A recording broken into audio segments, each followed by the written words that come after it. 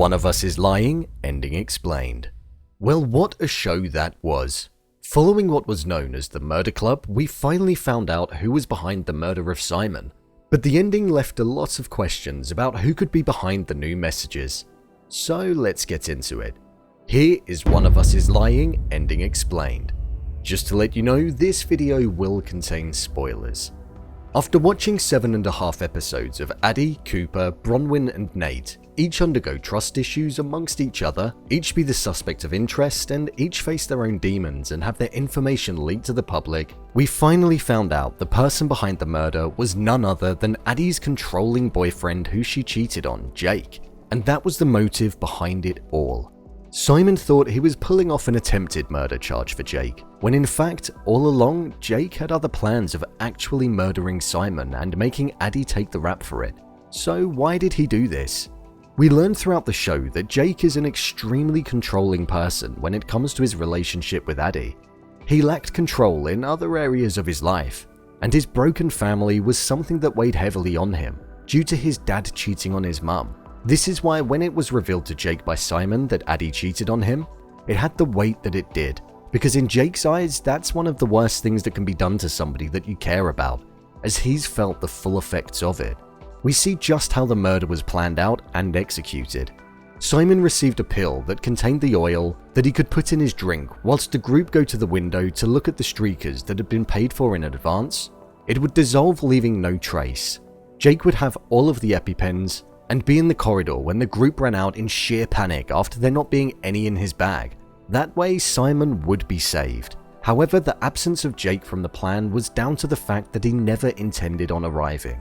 He wanted Addie to get sentenced for murder and nothing less, hence why he signed the EpiPens out under her name in the nurse's office sheet and planted one in her locker. Then, when that failed, the next best thing he could do was to plant them on Nate's bike and get him framed, or make it look like the group had conspired the murder.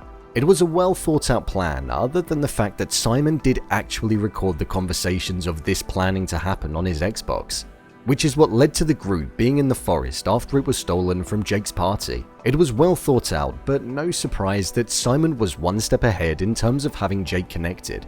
We see all four of the group along with Janae in the woods with Jake whilst he's holding a gun. This leads to Jake being shot. Whilst we don't know who did it, and with none of the group being prime suspects, the ending took a twisted turn when it looks like somebody out there did see what happened that evening.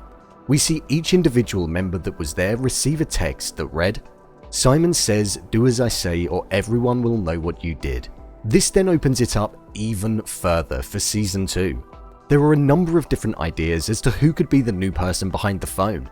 So let's take a look. My first suspect would be Vanessa. One could say that she was present at the time of the party, although passed out drunk on the bed, she could have woken up and caught a glimpse of the group escaping and followed the commotion. Then once she arrived, she could have watched them from afar. We know she has it out for Addie and the group for exposing Miss Avery for her involvement with Vanessa, and her family finding out and grounding her. We also see that she quite happily expresses her theories online to her 20,000 followers that she's gained, so it could potentially be her. The second suspect I'd say would be Miss Avery herself. She lost her job and her reputation is now in ruin due to the group outing her for assisting Vanessa outside of school, and also contributing financially. She essentially has nothing left, so she may well be after revenge after the group took everything away from her. TJ could be another suspect. He was Jake's former best friend and was accused of being Simon's murderer by the group throughout the whole season on multiple occasions. So he could have been around the area at the time and saw what went down and wants a bit of payback. My final assumption would be Maeve. She walked off at the end of the show outside of the cafeteria, so she didn't receive a text. She wasn't with them that night but knew everything that was going down prior to the killing. So she could be making the assumption that she knows that the group killed Jake, and she wants to see how far she can exploit them. I think that one is a little far off, but we'll see. Either way, it's going to make for some interesting viewing next season, and I can't wait to see what happens next. What did you think of this show? Leave a comment down below, and don't forget to subscribe. I'll see you next time.